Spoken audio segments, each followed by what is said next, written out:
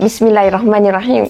Hai, Assalamualaikum. Welcome back to Cengkeh Channel. Terima kasih akak ucapkan kepada semua kerana sentiasa memberi support untuk channel ni. Akak ucapkan jutaan terima kasih kepada korang yang mana dah subscribe, dan kepada korang yang masih belum subscribe, bolehlah menekan button subscribe supaya tidak ketinggalan untuk konten-konten seterusnya dari Cengkeh Channel. Hari ini akak ingin kongsikan satu kisah seram yang pada akak sangat menarik, kisah mengenai kondo puaka. Kalau korang rasa berminat untuk dengar, jom bersama dengan akak. Tapi sebelum tu, akak doakan agar kita semua dipermudahkan segala urusan, dilimpah ruahkan rezeki, diberikan kesihatan yang baik, disembuhkan dari kesakitan, insya-Allah. Amin, amin, amin ya rabbal alamin. Jom bersama akak. بسم الله الرحمن الرحيم قل أعوذ برب الناس ملك الناس إله الناس من شر الوسواس الخناس الذي يوسوس في صدور الناس من الجنة والناس.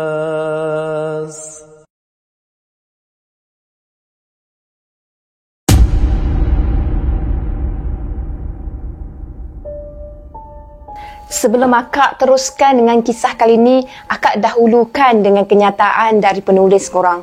Dengar baik-baik yang korang.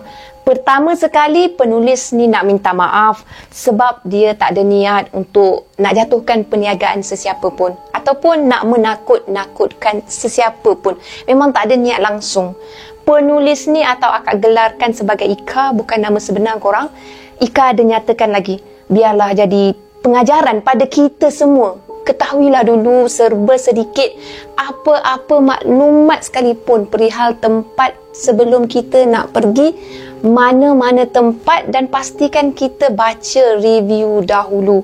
Maksudnya kita jangan main terjah je bila kita dapat kontak satu-satu tempat yang kita nak pergi tu, tapi kita tak selidik dulu perihal tempat tu. Jadi merisaukan bila terjadi sesuatu. Apa yang berlaku? Jom kita bersama dengan penulisan Ika. Akak teruskan dengan kisahnya.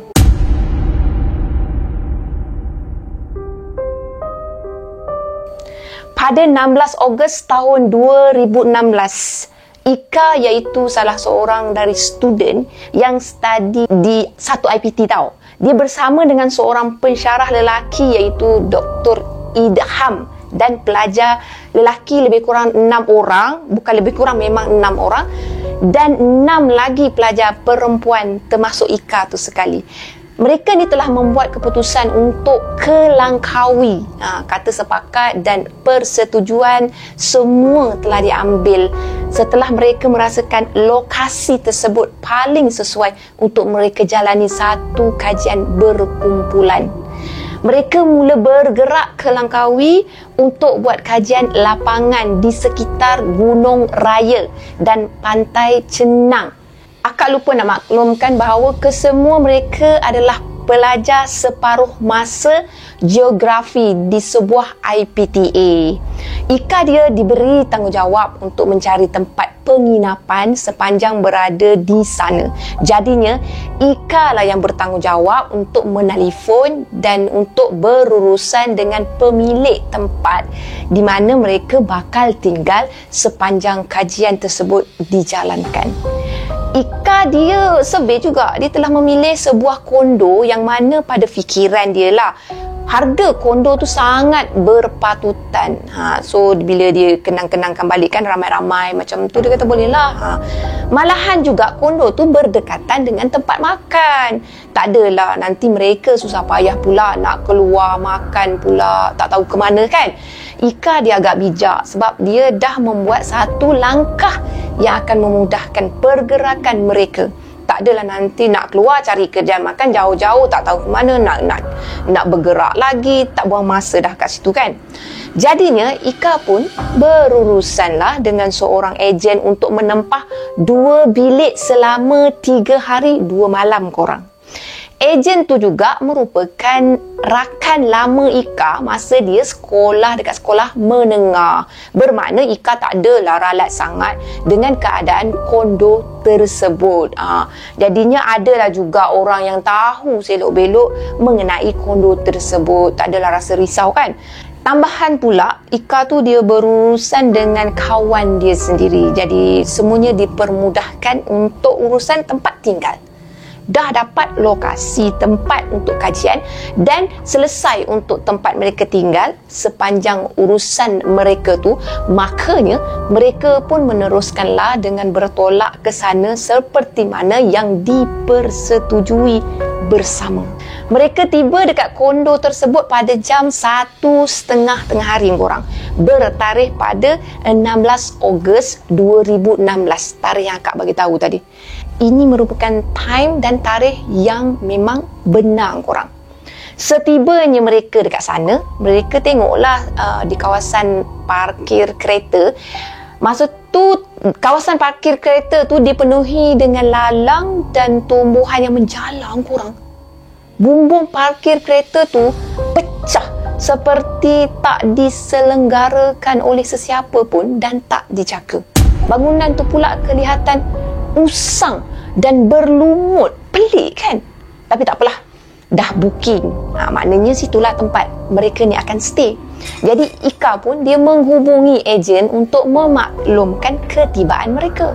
Okey, selamat datang. Kunci ada di dalam bilik masing-masing. Bilik nombor 1107 dengan bilik nombor 1005. Kata ejen tu melalui telefon. Sebaik memasuki pintu utama lobi kondo, mereka tergamam korang. Semua memandang Ika dengan satu soalan. Ika, betul ke kondo ni? Ataupun kita ni dah salah kondo ni?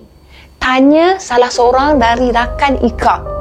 Yelah, sebab Ika kan yang pilih tempat tu.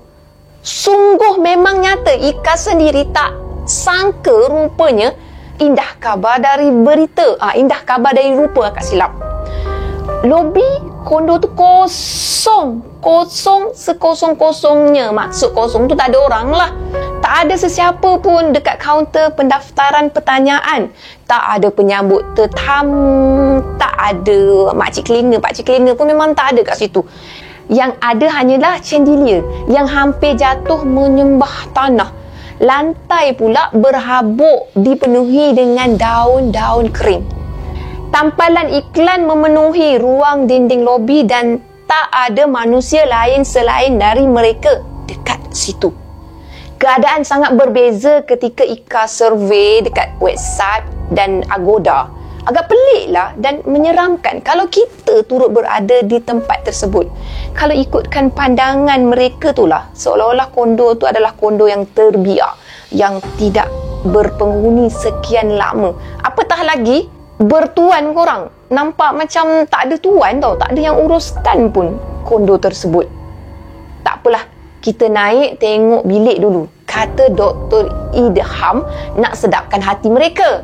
Mereka pun setuju dengan Dr. Idham dan mereka naiklah ke tingkat atas nak tengok pula keadaan bilik mereka. Kondo tu tinggi korang.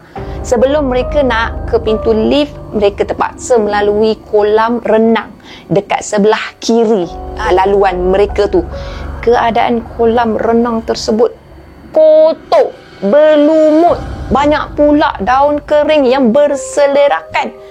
Lalang pun ada memenuhi sekitar kolam tu. Di sebelah kanan laluan terdapat sebuah gym. Ada gym korang. Tapi gym tu kelihatan dah tutup. Dah tak ada siapa pengguna. Dan lagi satu korang, keadaan gym tu berselerak, dipenuhi dengan daun kering juga. Dan juga banyak habuk yang tebal. Ada sawang-sawang semua bagai. Sangat berbeza dari gambaran sebuah kondo yang sempurna yang boleh diduduki oleh sesiapa pun. Di sebelah lift pula korang, terdapat sebuah kafe yang dah lama ditinggalkan. Cermin kafe tu sangat kotor. Kerusi meja berselerakan. Dan juga sama juga daun kering memenuhi ruang lantai kafe. macam mana daun kering ada dalam kafe dan dalam gym tersebut, sedangkan pintu dan cermin berkunci dan bertutup rapat. Pelik kan? Tak pelik ke? Macam mana daun-daun tu boleh masuk pula dalam tu? Okey. Kita tengok pula bahagian lift. Lift sangat usang dan hanya berhenti di tingkat yang tertentu sahaja. Maknanya lift tu tak berfungsi dengan baik. Mungkinlah lift tu rosak dan lift tu tak diselenggarakan. Kalau ikutkan pada pandangan mereka, bila tengok lift tu memang agak uzur. Jadi mereka berpendapat macam itulah. Jadi mereka pun teruskanlah perjalanan pergi untuk naik ke tingkat 10 untuk melihat bilik 1005. Biliknya jauh daripada lift dan koridor. Jadi agak gelap lah kalau waktu malam sebab tak mempunyai lampu. Memang menyeramkan lah korang. Ika dengan rakan perempuan yang lain, dia sepakat untuk memilih bilik 1107 tingkat 11 sebab bilik tersebut berhampiran dengan lift. Sebaik saja mereka tu memasuki bilik 1107, bau bilik sangat welcoming. Memang sangat welcoming sangat. Hingga Ika tak dapat nak agak bau apakah itu. Bau macam bunga cempaka pun ya. Diselangi pula dengan bau hanyir ikan yang agak meloyakan pun ya.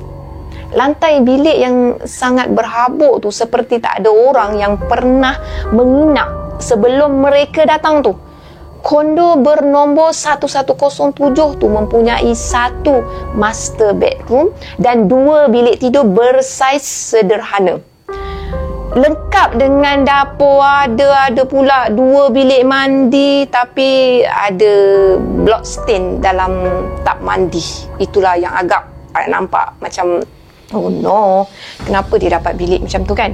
Okey, hari pertama sepatutnya lah mereka ni dah mula kajian lapangan dekat Gunung Raya, tapi pensyarah batalkan dan tunda kajian tersebut pada keesokan hari. Sementara tu dekat kedai makan, mereka pergi berkumpul kat sana untuk makan. Sejujurnya mereka tak sedap hati dengan kondo tersebut. Masing-masing sepakat untuk cari tempat penginapan lain. Bukannya mereka ni tak usaha korang bila dah dapat penginapan yang teruk macam tu, mereka ada timbul rasa was-was dan rasa macam tak sedap hati. Tapi mereka dah mencuba cari tempat-tempat lain. Tapi nak buat macam mana kan? Motel dekat kawasan sekitar dah penuh. Hotel-hotel lain pun semua boleh katakan penuh. Sedangkan ketika tu bukanlah cuti sekolah. Mereka pergi tanya pada hotel-hotel lain, tapi memang tak ada kosong korang. Akhirnya mereka terpaksa akur untuk bermalam dekat kondo tersebut. Kemudian jam menunjukkan pukul 7.30 malam. Mereka sampai dari kedai makan tu, mereka sampai semula kat kondo tersebut. Mereka ada ternampak tau, seorang makcik sedang siram rumput. Makcik tu tengah siram rumput dengan lalang dekat kawasan parkir kereta. Ika tak dapat nak lihat wajah makcik tu, tapi kenapa dia siram lalang? Kenapa lalang perlu disiram? Bukan biasa orang siram pokok bunga ke? Pokok-pokok ke? Ini dah pelik ni. Dr. Idham pesan, jangan tegur, biarkan saja. Pukul 9 malam, mereka berjanji berkumpul dekat parkir kereta untuk makan malam pula. Tadi makan petang, ni nak makan malam pula. Dari tingkat 11 untuk sampai ke lobi, masa tu mereka dalam lift seperti kebiasaan. Macam biasa juga, lift akan berhenti di setiap tingkat. Kalau sebelum ni lift tu menggila, dia hanya berhenti di tingkat yang dia nak je, bukan semua tingkat. Tapi kali ni lift akan berhenti di setiap tingkat. Setiap kali pintu lift terbuka, Ika akan nampak koridor di setiap tingkat tu gelap dan tak ada orang kat situ. Yang peliknya, kenapa lift tu mesti berhenti di setiap tingkat tapi tak ada orang? Seolah-olah ada seseorang sedang bermain dengan button lift tersebut. Lift tiba di tingkat 6. Masa tu lift tu dah bergerak kan, dia stop dekat tingkat 6. Mereka ni ada nampak tau, makcik yang siram lalang tadi berdiri dekat depan lift sambil pegang sabit pula. Dah tadi menyapu, menyiram, sekarang pegang sabit pula. Ika dia dapat cam makcik tu sebab baju yang makcik tu pakai masa dia nampak tadi memang baju yang sama. Ika dia tak dapat nak lihat wajah makcik tu disebabkan keadaan koridor yang sangat gelap. Kan akak ada bagi tahu koridor tu tak ada lampu dan hanya ada cahaya lampu dari dalam lift sahaja. Makcik tu hanya menundukkan muka. Makcik tu tak pandang pun ke arah mereka. Macam menakutkan, macam tu je, sugul je. Going down. Tanya Kamila pada makcik tu. Tapi makcik tu tak jawab. Dan kau tanya bahasa Inggeris, makcik tu tak jawab lah. Makcik tu diam je. Makcik tu sebenarnya nak turun ke bawah ke? Itu maksudnya. Ika tanya, makcik nak turun ke bawah ke?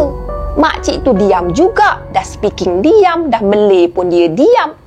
Tiba-tiba dia angkat tangan yang ada sabit tu terus meluru ke arah mereka. Tapi pintu lift tiba-tiba tertutup. Gayatnya korang. Gam. Satu bunyi kuat dari luar lift kedengaran. Sumpah, memang kecut perut masa tu sebab mereka rasa makcik tu tetap pintu lift tu. Sambil tu terasa tau. Sampai je dekat lobi, mereka lari keluar dari lift sambil menjerit hingga ke parkir kereta. Sampai je dekat parkir kereta, mereka dah nampak dah grup lelaki memang dah standby tunggu dekat situ. Dan juga pensyarah mereka pun memang dah ada dekat dengan kereta. Mereka tanya kenapa lari sambil menjerit.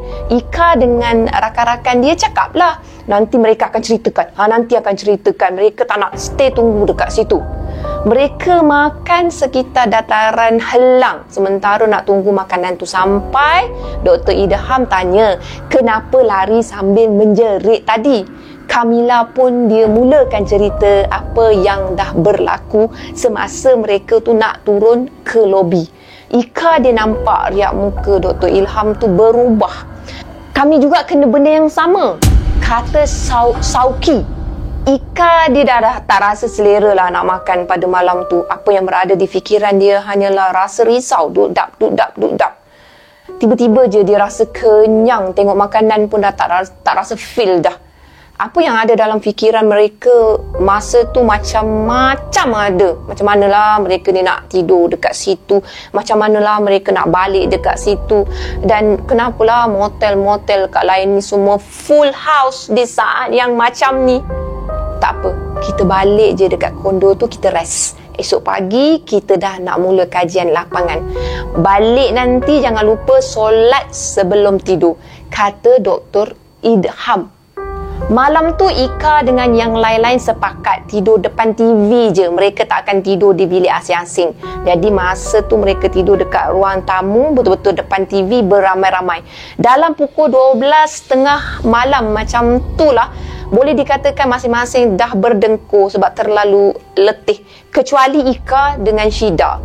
Mereka berdua ni hanya pejam mata tapi tak dapat nak tidur korang. Tak dapat nak lena. Lebih kurang pukul 2 pagi macam tu, tiba-tiba Ika ada dengar bunyi air paip sinki dekat dapur terpasang. Yang Ika tahu mereka semua ni dah tidur. Tak ada siapa pun yang pergi ke dapur. Syida cuik jari Ika dan Ika cuik jari Syida. Masing-masing takut nak buka mata.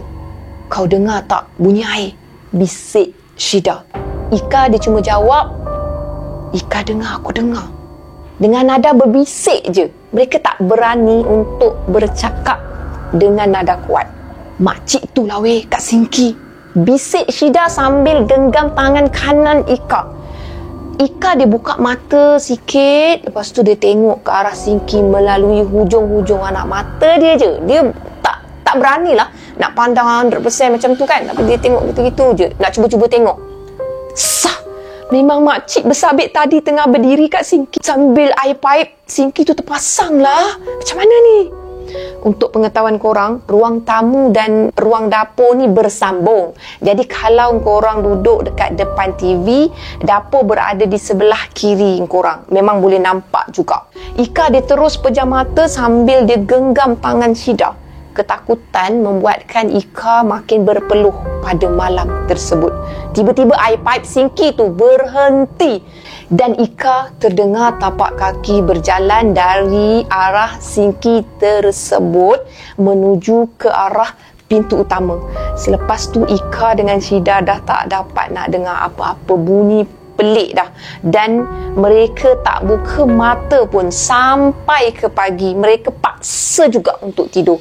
Kira tidur pun tidur-tidur ayam lah, bukan betul-betul tidur, tidur-tidur paksa macam tu. Penat kan? Tidur yang tak nyenyak ni boleh membuatkan fikiran kita jadi letih, badan kita pun jadi letih. Itulah yang mereka lalui. Pagi selepas subuh, Ika dengan Syida tanya Kamila dengan yang lain, sama ada diorang ni ada dengar apa-apa tak pada malam tadi. Yang lain-lain tu memang diorang dengar, tapi diorang tak berani nak buka mata. Sama juga macam Ika dan kawan dia tu, tak berani nak tengok. Kamila seorang je yang tak dengar korang, dan Kamila seorang je yang memang tidur betul pada waktu tu. Bersyukurlah sebab tak ada sebarang histeria yang berlaku. Masuk hari yang kedua. Hari yang kedua dekat Langkawi tu, mereka fokus dengan kerja-kerja lapangan. Masa terluang, Ika dia call agent, iaitu kawan lama dia yang Kak cakap tadi, untuk tanya apa kenalah dengan kondo tersebut. Ika nak jumpa dia, tapi dia bagi alasan dia sibuk, memandangkan dia ada kerja lah sikit masa tu. Masa tu dia ada tugasan untuk pengawal menara dekat Langkawi tu. Jadi mereka bersembang dalam telefon sahaja. Ika dengan kawan dia tu lah, dia sembang-sembang dalam telefon je lah, settle kat situ je. Dia minta maaf atas kejadian yang menimpa, dan dia offer pada mereka ni, kawan si Ika ni, dia offer pula bilik lain dekat tingkat 6. Ika tak setuju memandangkan mereka jumpa makcik bersabit tu dekat tingkat 6. Ika dia tolak tawaran kawan baik dia tu dengan baik. Dah kawan baik, tolak pula dengan baik. Selesai je kerja lapangan sekitar jam 5 petang. Dr. Idham dia bagi cadangan supaya mereka bungkus makanan untuk makan malam. Tak payahlah nak pergi ke kedai, nak turun banyak-banyak kali, tak payahlah. Mereka semua ni akan makan dalam bilik sahaja. Jadi tak perlulah mereka ni nak turun naik semula untuk pergi makan bagai semua. Memang menjimatkan masa dan boleh bagi mereka ni rest sikit. Mereka semua setuju memandangkan masing-masing sangat letih. Mereka sampai dekat kondo sekitar pukul 6 petang. Kebetulan depan koridor tu ada orang jual durian. Why not kita makan durian depan tu sebelum kita naik ke bilik? Esok dah nak balik kan? Azizi bagi cadangan. Azizi tu salah seorang dari pelajar student lelaki. Cadangan tu dipersetujui oleh semua mereka. Selesai makan durian sekitar pukul 7.15 petang, mereka menuju ke pintu utama lobi kondo tersebut. Tiba-tiba mereka ternampak seorang budak lelaki sekitar usia 5 tahun sedang menangis dekat tangga lobi.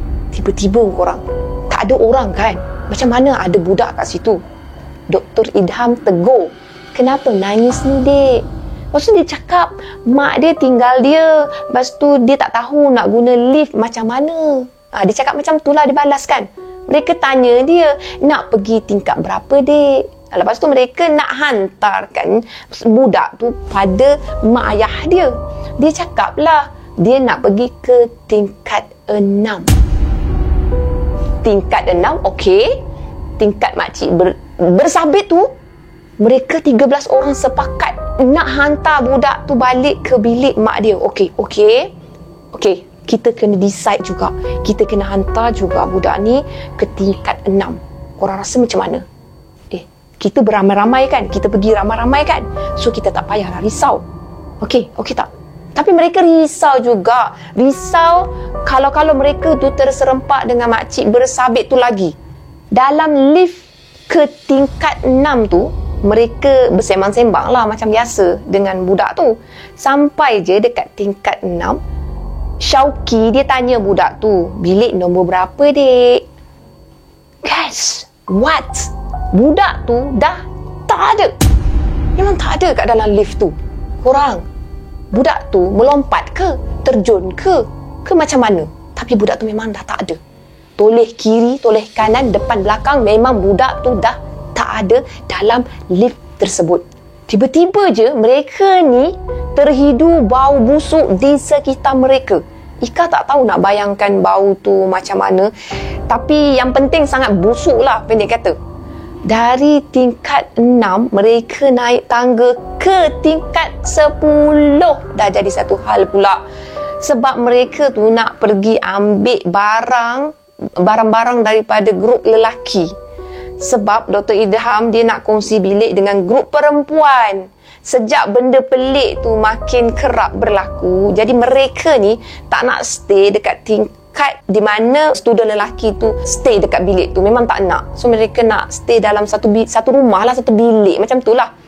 Mereka terpaksa naik tangga sebab lift tu dia dah stop dekat tingkat 13. Dia bukan stop lepas tu gerak balik, tak. Dia memang dah sangkut dah kat situ. Dah tak boleh nak buat apa dah. Kalau diorang stay tunggu kat situ, memang diorang tak akan sampai dekat bilik. Memang diorang akan tercegat je dekat situ sebab lift dah tak bergerak. Selesai mereka tu solat isyak berjemaah, grup lelaki cakap mereka tidur depan TV. Grup perempuan pula tidur dekat master bedroom. Maksudnya mereka dah memang stay dalam satu rumah yang disewa, satu bilik yang disewa lah. Ika pun dia jawab lah, okay, no problem, okay. Pukul 11.30 malam macam tu lah. Semua orang tengah syok layan cerita Hindustan dekat channel TV 2. Tiba-tiba blackout. Gelap gelita satu rumah, memang gelap. Ruang tamu tiba-tiba je dia ada bau bunga melu macam tu. Wangi sangat bunga melu. Bau tu sangat kuat, tapi tak ada siapa pun yang berani bersuara. Orang tua-tua cakap kalau bau wangi-wangi ni selalunya kat punti. 6 hingga 7 minit mereka tu bergelap. Tiba-tiba pintu utama diketuk. Kuat sangat. Diketuk. Kuat gila. Tombol pintu tu pula digoncang-goncang. Seolah-olah macam urgent sangat pada orang yang dari luar tu. Ketukan tu sangat kuat, macam nak roboh pintu bilik mereka sewa tu. Mereka tak buka pintu sebab sepanjang mereka berada dekat kondo tu, mereka tak pernah pun jumpa sesiapa pun atau berselisih dengan sesiapa pun kecuali makcik sabit tu dengan budak kecil yang memang gaib tu. Memang itu je yang mereka terserempak ke, mereka nampak ke, berinteraksi ke, itu sahaja. Jadi mereka tak sedap hati. Mereka tak buka pintu bilik tersebut, memang tak buka. Kereta dekat kawasan parkir sentiasa penuh. Tapi mereka tak pernah nampak manusia lain selain mereka je dekat situ. Seriously, memang tak nampak. Tapi bila mereka pergi ke parkir, mereka memang sentiasa nampak, ada orang ramai. Tapi hakikatnya dalam kondo tu memang tak ada orang. Ketukan pintu tu berterusan selama lebih kurang 20 minit. Kemudian diikuti dengan bunyi sesuatu yang diserit dari luar korang. Bunyinya sangat membingitkan telinga. Mereka ni tak tahan dengan bunyi tersebut. Seolah-olah seperti besi yang diseret di luar bilik mereka. Syauqi dia intai dekat lubang intai yang ada pada pintu untuk lihatlah apa yang berada dekat luar. Cuba teka. Makcik bersabit tu seret sabit dia dari depan pintu lift sampai ke depan pintu bilik mereka. Bunyi sangat mengilukan. Kuat gila bunyi dia. Ika dan yang lain-lain dah takut dah. Dah mula menangis tau. Dah mula rasa goyah pada waktu tu. Dr. Idham cakap, jangan menjerit, jangan menangis, jangan ikutkan hati tu yang takut. Merisaukan pada mereka ni kalau berlaku histeria. Kalau rasa takut juga, cuba tutupkan telinga, cuba pejamkan mata, jangan fikir benda yang berlaku, jangan fikir benda lain. Lepas bunyi serik tu dah hilang, tiba-tiba je pintu sliding balkoni dekat ruang tamu terbuka sendiri korang. Angin menderu masuk. Angin tu bawa bau yang sangat busuk. Bau kuat bunga melur tadi dah hilang. Hilang serta-merta. Azizi dia terus pergi menuju ke arah pintu tu. Lepas tu dia tutup pintu sliding tu. Memang pintu tu tak boleh kunci sebab rosak. Tapi tak sure lah dia terbuka sendiri tu macam mana. Takkanlah angin yang kuat tu boleh bukakan pintu. Memang tak logik lah. Selepas tu bunyi-bunyi ketuk pintu dan sebagainya tu dah hilang macam tu je. Malam tu mereka tak tidur tau. Bergelap semuanya sebab blackout. Semua berkumpul dekat ruang tamu, semuanya sekali berjaga. Geng perempuan ada yang tertidur dekat sofa. Ika pula diingatkan semua gangguan tu dah reda. Rupanya tak. Pukul 3 pagi. Air pipe sinki dapur terpasang sama macam sebelum ni. Dalam gelap gelita tu bersuluh cahaya telefon bimbit. Mereka nampak kelibat manusia berdiri dekat sinki.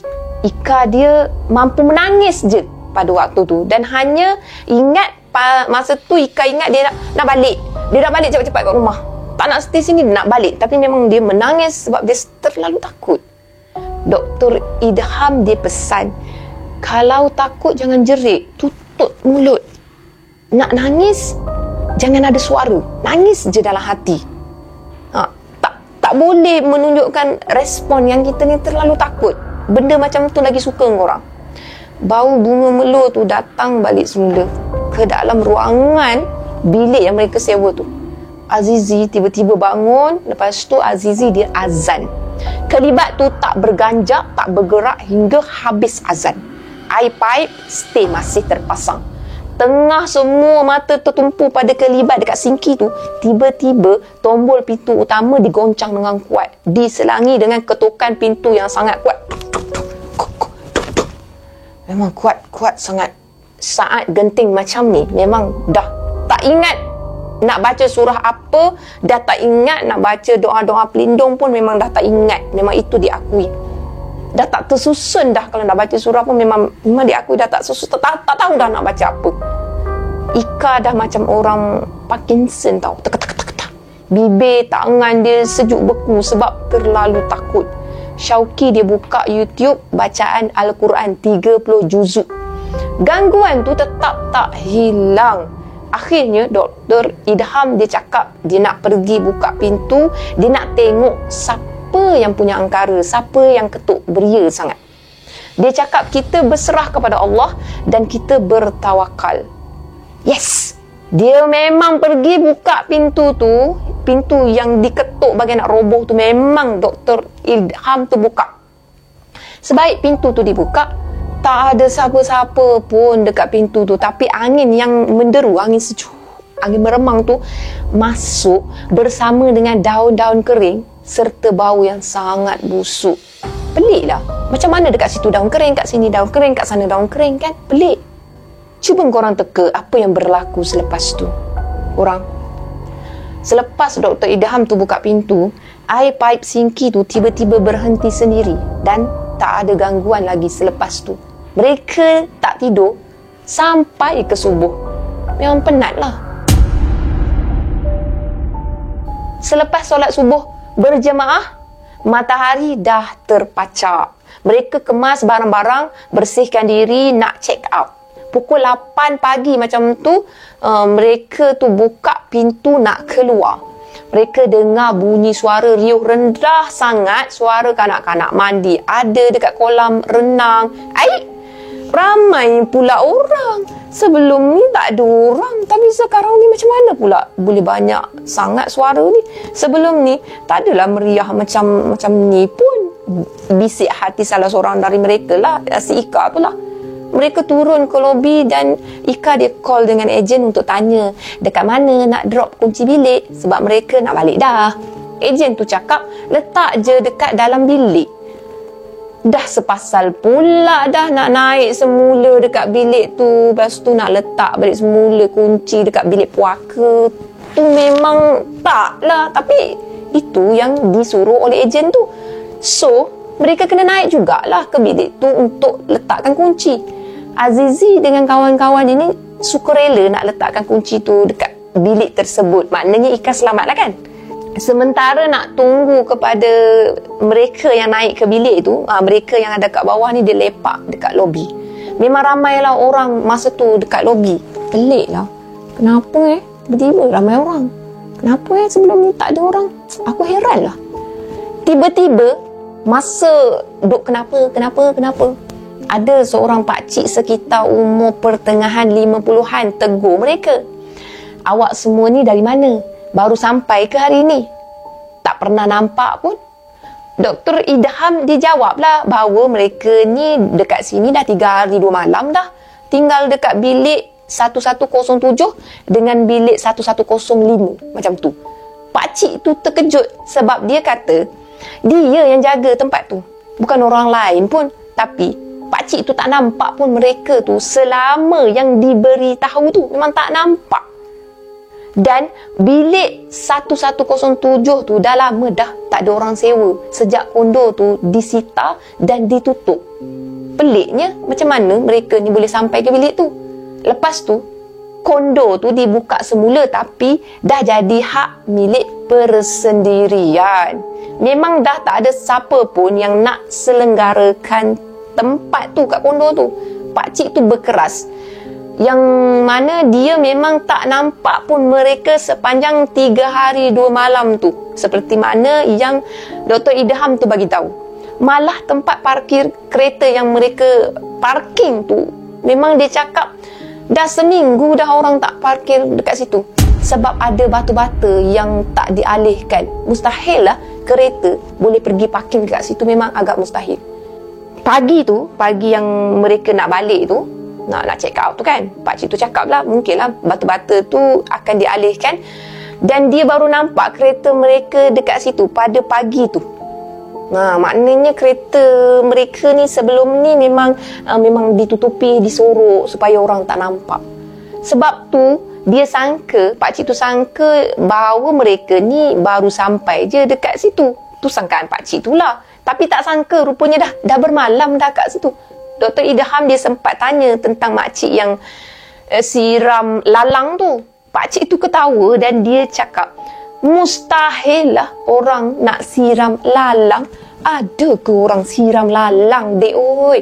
Mana ada orang siram lalangnya? Orang kan biasa siram pokok bunga, pokok-pokok. Mengarut lah.